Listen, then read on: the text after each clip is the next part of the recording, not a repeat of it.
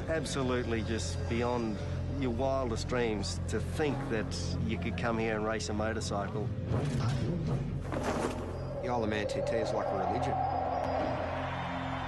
It's the oldest motorcycle race in the world. You can stand on the footpath and you could literally reach out and touch the riders going past at close to 200 miles an hour.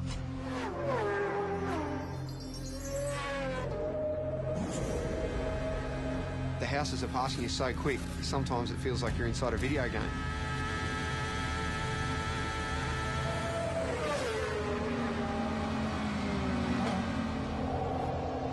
It's frightening. It's damn dangerous and it stresses me out.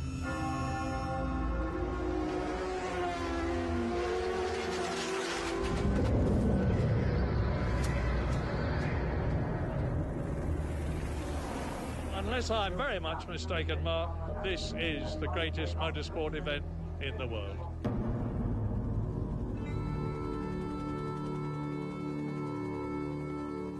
Between Ireland and Britain in the Irish Sea sits the Isle of Man.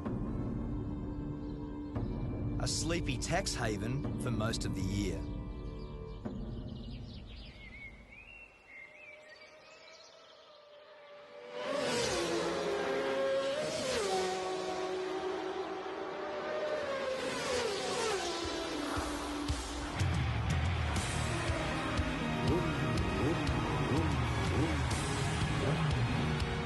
I've come here to witness the most dangerous road race on Earth.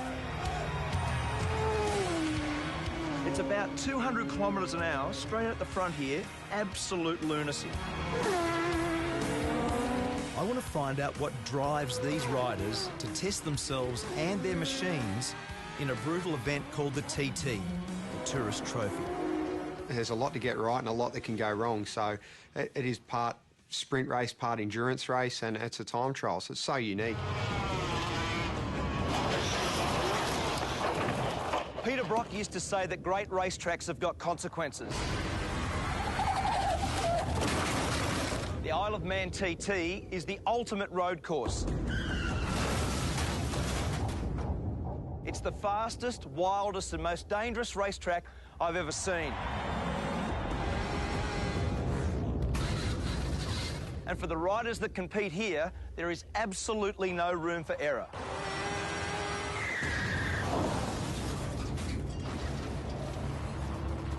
In its 104 years, 234 riders have died. It says on the back of your pass that motor racing is dangerous. This is dead set dangerous, isn't it? It is. It really is. It's frightening. Aussie rider Cameron Donald is one of over 200 starters this year.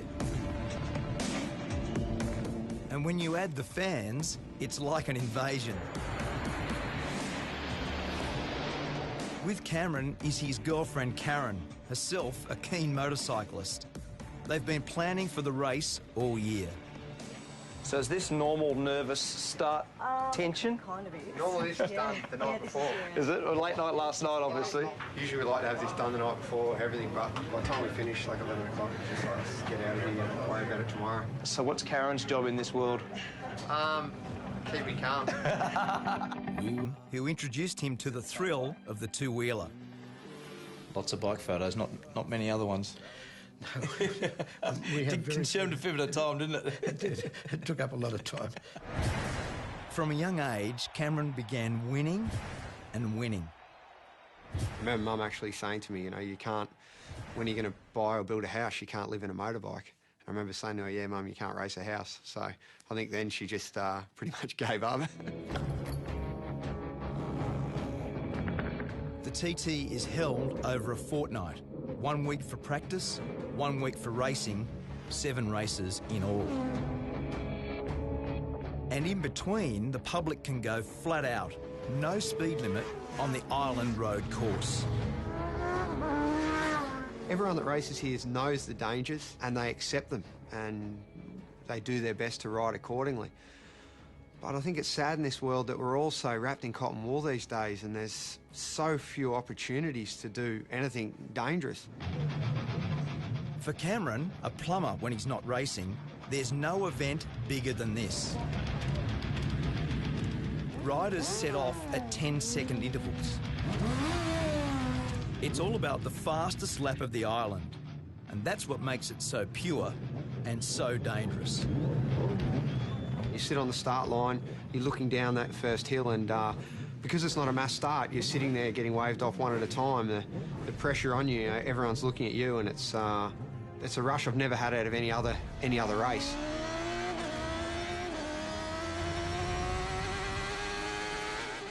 There's just so few events in the world where we can do such a thing, you know, where you can close off a road and race a motorbike around it. It's such a beautiful thing.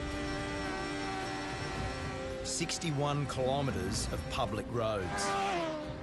Over 200 corners to be negotiated.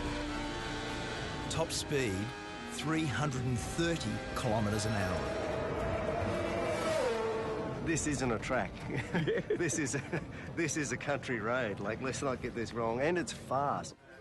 My friend and 5 times world champion Mick Doohan has come here for the first time. Sort of madness, you know. He's not racing, but on the parade lap, he got a taste of what it's like.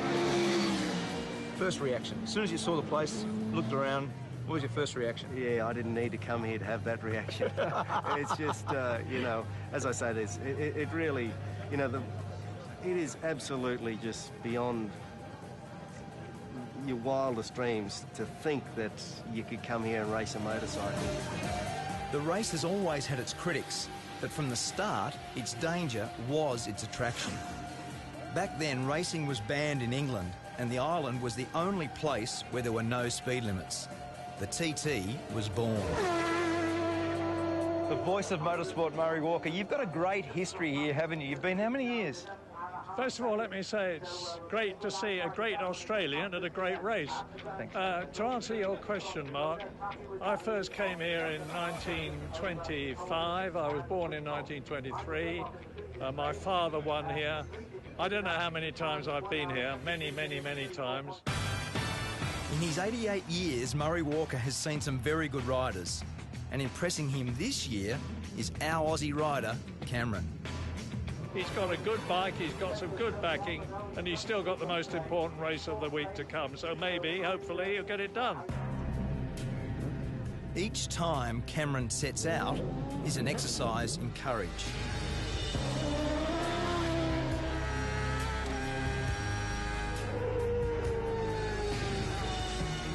Each lap is an anxious one for Karen, who gets radio updates on his progress. I see the worry in her face before I head out for a race, and sometimes I feel a little bit guilty for putting people close to me through that stuff they've fallen in, and where Dobbsy crashed is one of the most intense corners on the track. Dobbsy, Paul Dobbs, died in the TT last year. He lost his life to the sport that he loves, like, so. Just one of them, mate.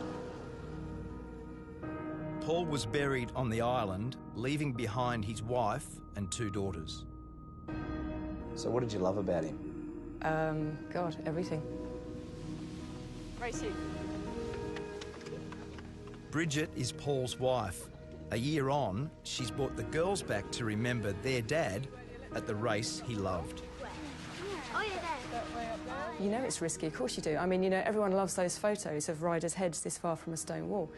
You know, obviously, the reason you love those photos is you think, oh my God, it's so close, you know? That's, it's, you know, other people have said that you only really know that you're alive when you're almost not.